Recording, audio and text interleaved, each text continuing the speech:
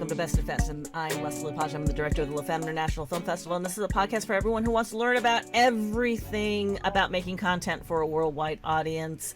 And today I have on the show Nadia Davari, who is an awesome entertainment attorney, but also an executive producer. She's got extensive experience across a multitude of fields in film and television, scripted, unscripted documentaries, music, influencer, branding, technology, fashion, startups. She is a one-stop shopping. She has executive produced some really notable projects. Senior Moment, All There Is, Harpoon, Here's Yanni, A Motel, Workaholics, and The Crusaders. She received her degree from University of Southern California Law School. But wait, this is the weird stuff. She has a Bachelor of Science in Molecular Development, Biology, and Genetics. What? Welcome, Nadia. How on earth did you get from molecular biology to this? Good morning, Leslie. Thank you for having me. It's a pleasure to be here. And I'm just impressed. You have done a thorough job of research and investigation. So kudos to you. Not many people know that background, that science background that I have. Yes, I was a science major, and then actually, you might be surprised that there are a lot of people with a science background who wind up in law school, people with medical degrees or engineering degrees who then go into law because there's an intersection of law with almost everything we do, right? Especially intellectual property, patents, and everything at some point or another, law will affect it, as we are witnessing it with insurance and now the catastrophes and who gets paid and how you get paid, and Right. whatever field you're in, you can't get away from law. So how did I do it? A long way of answering your question. I was a science major, I was pre-med, and then I did part of the requirements for medical school. You have to do volunteer work, and I did that. And I just wasn't, I couldn't handle the pain of being around in a hospital. So then I had friends who were applying to law school, and as a joke, we sat down for the LSAT, and I did really well. And then As a joke, you sat down for a 4-hour test. Because I'll just wing it and see how we do.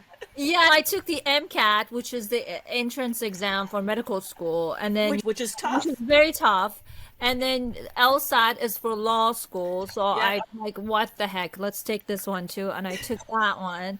And then I'm like, okay, maybe I'm going to law school. And then Okay, long or turnaround. You're now in law school and you get bit with entertainment. How did this? Yeah. Yeah. was that Because entertainment's like the mafia, right? Once you get in, like it sucks you in and then you just can't get out. it is truly I couldn't have put it better.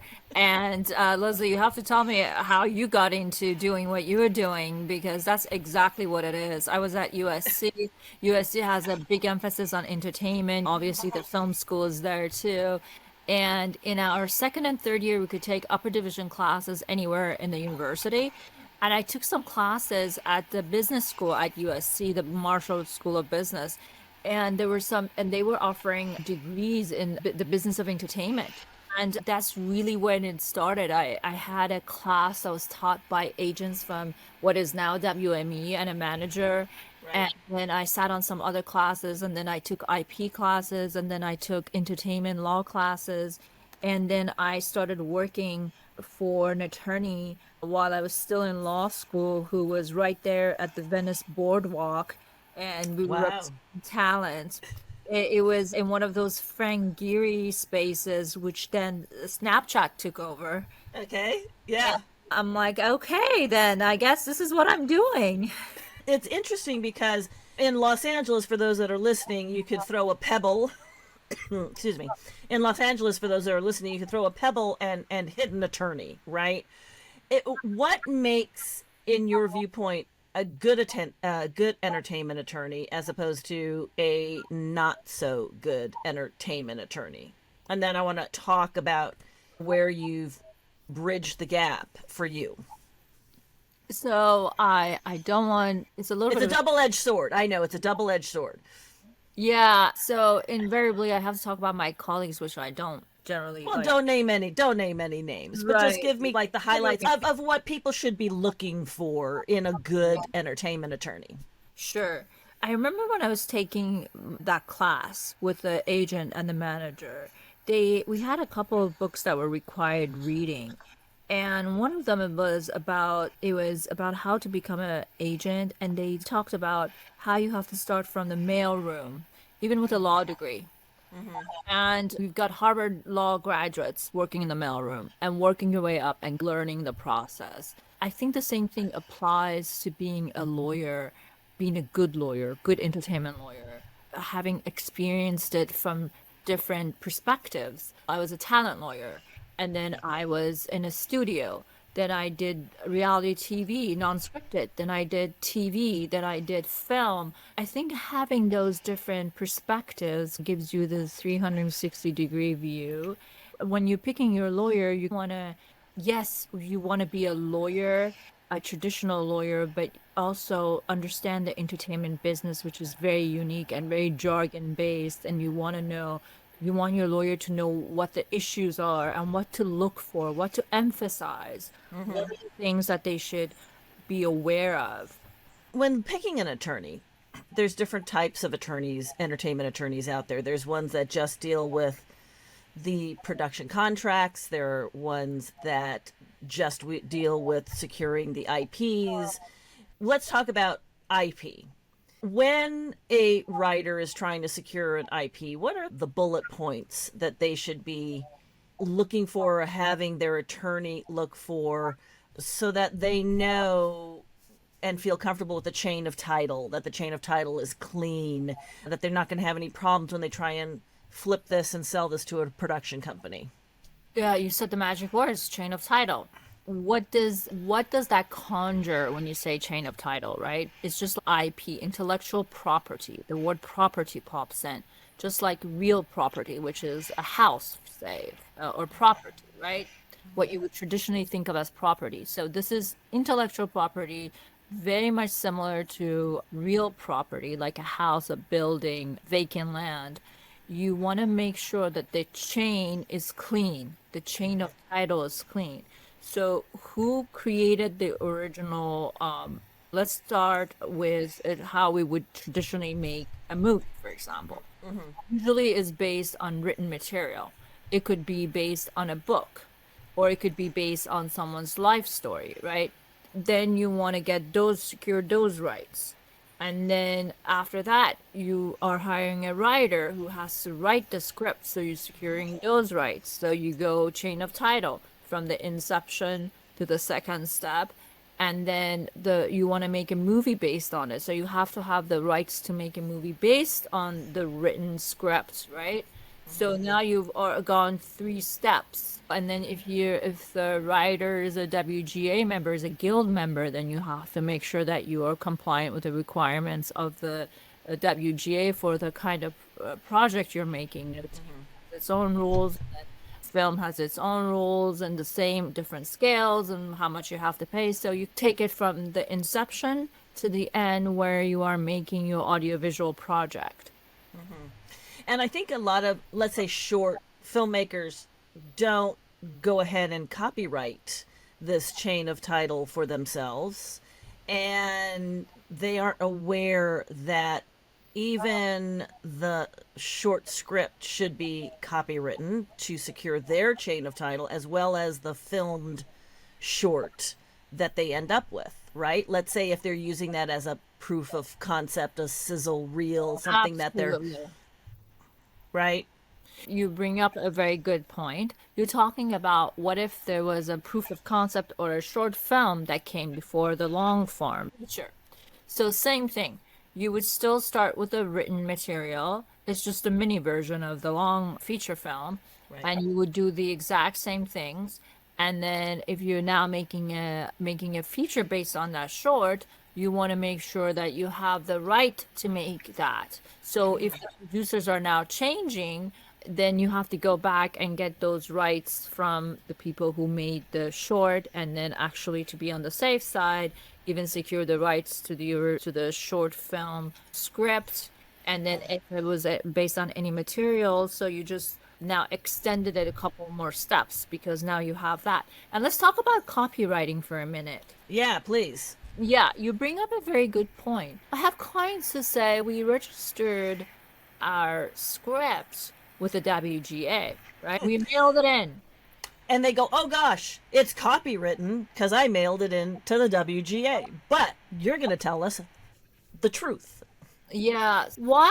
What is the point of the WGA? The WGA, mainly, we go to them because a writer is a member, or because even if the writer is not a member, you can opt to have the credit provision be decided by WGA. What does that mean? So if you have multiple writers and then different versions, which is very common, different versions of it, of the script keeps emerging and evolving, then you might have different writers from the beginning to the end, and then you're like, okay, are all of this, is the script the same script? All of a sudden is a whole this I just went through that with a client. She had a story, and then she hired two WGA writers, they wrote it, and then that script was completely changed to ultimately when the project was made, right? Who gets credit? Yeah. And is she obligated to pay the writers if she's not using their words? What's the truth on that? Because that's a lot of confusion for people. So you do have to pay them for their work, but there might be other bonuses and other payments that would kick in the agreement if it's you make a picture based on it, right? Or a project based on it, some audiovisual work based on it. Right. Now, if you is determined that original script is very different than the one you ultimately wound up using, then you don't have to pay all those additional fees because you never made a movie based on it. Going back to your original question, to determine the credits, you would still want to submit it to WGA. So that's a fine idea. But that doesn't really help you with the copyright issue. So copyright, registering it with the U.S. Copyright Office for a nominal fee, it provides a whole plethora of protections. There's a de facto, actually, the way copyright works, the moment that you affix your original idea into a medium, then you have copyright. You don't have to actually register it. Right. But registering it gives you, as soon as you have that registration number, if somebody infringes upon it, you get attorney fees. That's huge. You have to hire someone to go after someone who's infringing. Now you don't have to go out of pocket because they'll be liable for your attorney fees. And as soon as you show them the registration, you're the copyright owner. There is no denying that. Right. I strongly recommend that you copyright your script. And then, of course, when you make the film and you go into distribution, the distributor is going to ask for the registration, the copyright registration of the script, and also the audiovisual work, be it a short, a feature, or a TV series, whatever it may be, they're going to ask for it. So you do it at every step. Okay, so now we cut to, all right, so it's all copywritten, but let's say the credits. Let's just go back to the credits for a second. Let's say you are not using any of the words of the original writer that you paid for the work. And you've had and hired two other writers, and those are the words that you're using that ends up getting filmed. Okay, what do you do with that? Do they get credit? Do they not get credit? Do you write in a stipulation clause in the contract about that credit if his words aren't used? How do you handle that? You put in a provision that the credits will be determined by the WGA, and you submit it to arbitration to WGA. If the WGA thinks that maybe the story, it was not your original story that these people wrote, it was their idea that you used, but then you had a different version of it, then they'll decide what kind of credit they should get. WGA will do that for you. You can opt into, even if your writers are not WGA, Right. you can still opt into having the WGA make that determination. Which is what you do, right? To then determine how many writers get that credit on the finished product. Okay. Moving into a little bit more of what you do, you've branched off into executive producing. So, how do you work as an executive producer when either a client brings you a project or somehow a project appears in your lap on your desk? What do you do for this? How do you work as an executive producer on these projects? And we can take any one of them. We can take Senior Moment or Workaholics or one of them if you want to use it as a, Sure. case So, study. sure. So attorney-client privilege, I can't go into too much detail. So Of course, yeah, general. Yeah, of course. I am first and foremost a lawyer, and I'm still an entertainment lawyer. But as an Right. entertainment lawyer who does transactional work, you spend so much time with your clients, right? Usually it's a long-term relationship, and you help them shape their career now, be it on the talent side, representing talent, people in front of the camera, or even on the back side, the producers who are making the projects, right? When the project comes to you, because of the unique position a lawyer is in, you're working with different parts of elements of the project, right? You're dealing with the talent, you're dealing with the financiers, a big part of it, the financiers. You're dealing with the director, you're dealing with the producer, you're dealing with the distributor, right? And you wind up putting the project together at times, right? And bring the people together. And I think that's really what makes you an executive producer. You go that a step beyond doing the legal work, and now you're packaging it and you're putting it together and you're putting the elements together and taking a bird's eye view of, oh, I see that project. I see this person wanting to invest in projects. I see that person wanting being an excellent director for this kind of project. And now you're what we call packaging it. And then it can even go beyond to the distribution to the right publicist. You and I know somebody who's Who's amazing. really good. Who's Really good. So it goes to that step, and then getting it into the festivals, which is what you do, which is imperative, right? Is absolutely imperative, especially in this competitive world that we are in now. So it's just putting all of those steps together and bringing it, the whole project, making it 360 degrees from before it's from giving birth to it, putting it out into the world. That's the best way I can describe it. 10, 15, 20 years ago, a lot of the packaging was really primarily done by agents. Now, sometimes agents are attorneys, sometimes agents aren't attorneys, sometimes they're business guys, or maybe they're none of those, right? Now, with a lot of co productions, money either coming in or out of the US, filming either in or out of the US, or utilizing tax incentives in different states, what does that financing look like? How does the independent really focus in on what's important on financing packages? That is such an important question.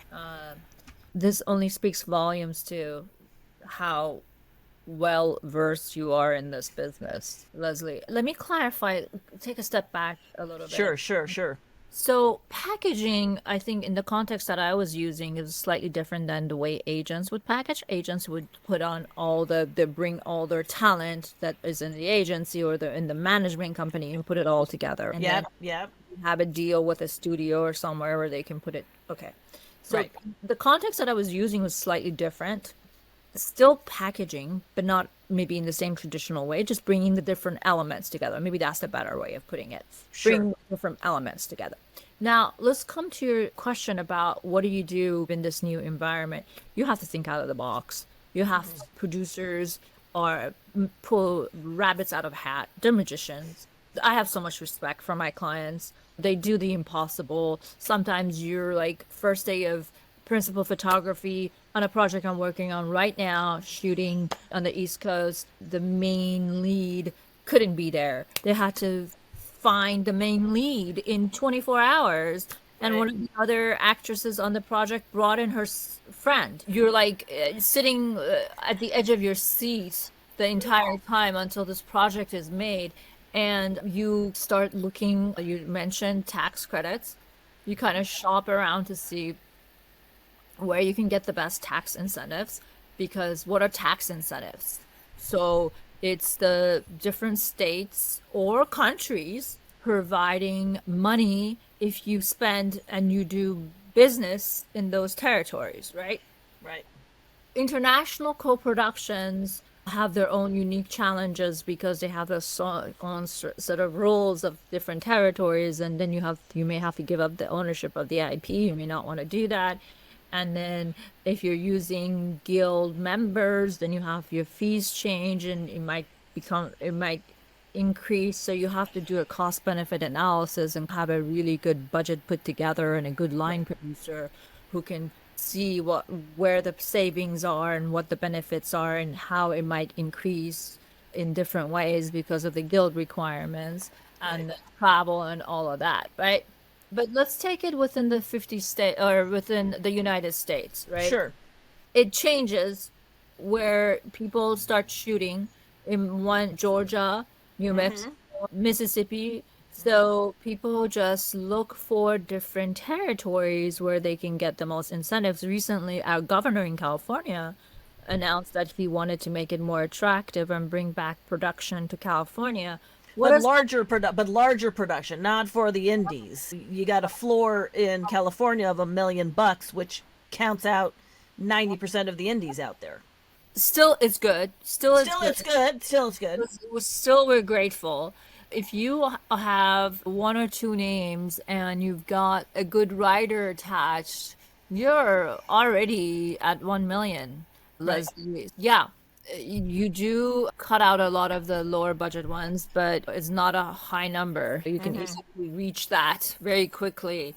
Yeah, anyway, so what did he mean when he said he wants to bring back productions to California for the layperson? That means that other states were offering better deals. They were telling filmmakers, come to us. We'll Yeah. give you a percentage of your spend back. What does that mean? You spend for every dollar you spend, we'll give you back 10 cents, 20 cents, 30 cents in tax credits. Right. And then you can monetize those tax credits, or you get them back at the end. It can be done two different ways depending on how the state is set up. And then you already have a part of your budget covered. It's like free money. It's almost like free money. Right. Although you have to do it right, make sure you don't miss any deadlines. You abide by all the regulations and rules and do everything that they require so you don't miss your opportunity. Yeah. But it's free money basically. That's one thing. Then the other thing is you can look for sponsorships, right? If they're partnering with different products, or I had one client who had an airline pay for his entire movie. He changed the script to accommodate this airline, and they paid for 90% of the production. It was like free commercial for them. I had one other client. She was making a movie about a musician who was overseas, so she started putting these tours together to this particular region and using that money for producing her project. Like I said, thinking out of the box and being resourceful. Let's talk about some of the states, although there's very few left, that don't just give the tax credit, but give an exchangeable paper on that tax credit. So instead of the producer utilizing it, they're able to exchange it to a high wealth individual. Can you? I'm not sure exactly what you're referring to, but I think what you may mean is that you can take the tax credit scheme and monetize it. Yes.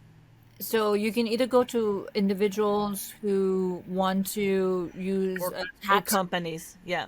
companies or banks even. So they'll front load the money. They'll give it to Yes. you before you start shooting. It's a question of timing. Do you get the money so you can use it in the production, or do you spend the money and then get the money back from the state, right? It's a Right. question of timing. So that's the main difference of how that works. And there's only a handful really left that are utilizing that. There used to be much more. There's more in Europe than there are here.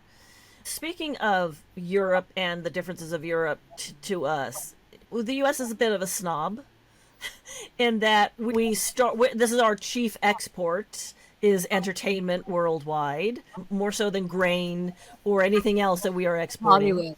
Yeah. Yeah, Hollywood, right? But we don't have as good of tax credits and funding possibilities for independence as Europe does. Do you ever see that changing, or are we such snarky snobs that the US will never get on that bandwagon of really appreciating the artists that are creating one of the largest exports the US has? I think you're asking me a philosophical, political. I am. You are. I am. And now you're talking about my personal opinion. A personal opinion or opinion from colleagues or where you might see this going? We are capitalists. We're in the business of making money. You got to pay for your way. I see a lot of philanthropy actually. I was part of a symposium on using money to make content that kind of matters, generally speaking. So Right. there are a lot of foundations and nonprofits who will invest in content that they feel needs to be out in the world that will make a difference, and grants. So you have access to that, right? Also, you can set up your projects in a way you can make it tax friendly for people who are individuals who or companies who have to pay taxes, but they rather put it inside of a movie. Right. But the burden is on the filmmaker, on the producer. You have to go out there. I think our mentality is different. Whereas in Europe, I remember when I was in Paris, you would go to art galleries and they would be paying for the way of the artist so that they could spend their time painting. Right. We don't do that in the US. We pay for Right. our own education, we pay for our own college, right? Right. That's not to say that they're not scholarships, for example, they're not grants, or they're not, you can find nonprofits, but you have to be more resourceful. The burden's more on the individual. I feel. And I don't think we are going to change. I think that's what it means to be an American. Are you concerned or your colleagues concerned about a lot of productions moving overseas due to so many of our unions striking and the entertainment industry? Absolutely. Absolutely. Do you feel that the climate will eventually circle back, that we'll do a 360 and things will boomerang back to us? Or have we lost that and it's now much like in the 80s when everyone was fearful, oh my God, everything's moving to Canada and everyone's shooting in Canada, nothing's happening in Hollywood? Are we in that type of a cycle? You have to, let's talk about, we're not talking about studios. We're talking about independence, We're right? talking about independence. We're Yeah. talking independence. Yes, to some degree, I think you are right. I have clients who have gone overseas and are making co-productions overseas, and there's so much more financing available there. But then, on a practical term, like I said, they have some draconian requirements, right? And one of them usually is that you have to give up the rights to the IP. You may not Right. want to do that. And then also, you're so far away, and not to sound very conceited and American, but still, we have the best talent, right? Right. Or I wouldn't say the best, there's great talent all around the world, but there's a higher concentration of it here, especially in LA, in California, right? Higher concentration of known recognizable talent. That's Let's it. put it. That's it. And as you well know, Leslie, to sell you have to have names attached, right? You either need great IP or great talent or great filmmakers, great writers. You need that, and that's what drives it, right? As much as the tax schemes might become lucrative, if you can't make content that gets to the audiences and it has the right talent in it, it's kind of doesn't go anywhere, right? Right. I'm going to digress for a second. Music licensing. Pitfalls. Oh, Things we to look did. out We for. did really do a job there. Didn't we do a short pivot? That was like a 180. Because I do want to touch on it. It's something that people have a lot of confusion on the ugliness or potential ugliness cost of music licensing if you're doing it off of existing music that you might want to put in to your content, as opposed to hiring a composer and doing a flat work for hire deal, saying you're writing music for this is original stuff, I'm paying you for this, thank you very much, and you wash your hands and he washes your hands and everyone's happy. But let's say you want the Beach Boys. Now Leslie, what? you've made a couple of movies, haven't you? Yeah, I have. Yeah. You just said it. The easiest, cleanest, cheapest, most cost-effective way is to hire a composer. Okay, so now that they don't want to do this because the creative is, oh no, I want the Beach Boys. Now what? Ooh, okay. Then you need to find a benefactor who will pay those fees. Then you have multiple steps as you got to find out who owns the rights, who wrote it, who has the master if you're using the master. And then there's a label involved, and you got to go up the chain and in every different direction and make sure you have all the rights. And can you talk about the components? Because people think, oh, if I'm licensing the Beach Boys song with the Beach Boys singing it, that's the thing I'm licensing. But that is not true. That's the master. You're talking about the master. You tell me what you've done this before. What else did you also Well, let's say they want the lyrics. Let's say the lyrics are being sung by their lead star in the movie for the scene. Now what? Now what do they do? they have to go to the writers and see who the writers are and get the splits and see who is registered with what performance society and PROs, and then you have to pay all of those fees, right? The writers fees and publishing fees. Then if you are using the music, original music, but not the spoken words, still need to get the master license to sync to your movie. And then if it's a current song and it's part of an album and it's under contract with some label, you have to go to the label. Yeah. There's a lot of components that you need to make sure you clear. You need to do your music clearances, as they say. Right. So you need to make sure you have that split sheet and you know who did what and who you gotta go to. And you might have one song, but then you might have to deal with 5 different writers, right? Because different people get different portions of it. Right? All of those are interesting possibilities, and I think it's a complex issue to navigate around. A lot of independents fall down and smack their little face on the pavement when trying to deal with music licensing because it is so complex. It is very complicated. It's probably one of the most complicated parts. And there are people who specialize just in that. I know someone who is so good at this. I worked on a project that had it was actually about music. It was is a TV show and is a series with musical guests, and music is a big component of this.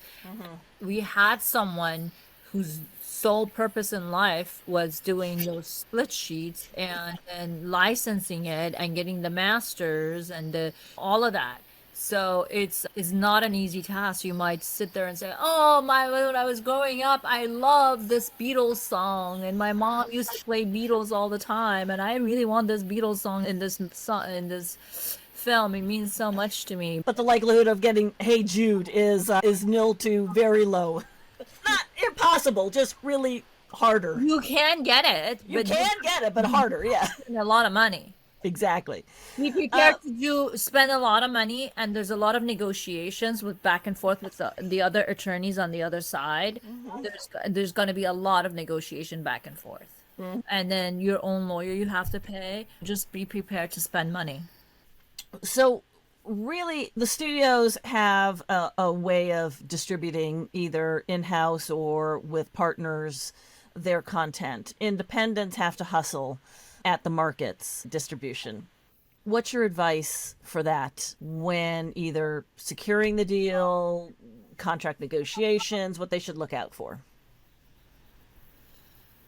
Oh my God. I know it's a really wide net question.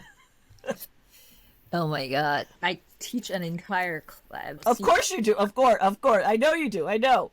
But can you boil it down to Oh boy. 10 point? The best advice I can give is this. You make a movie with distribution in mind. You start with distribution.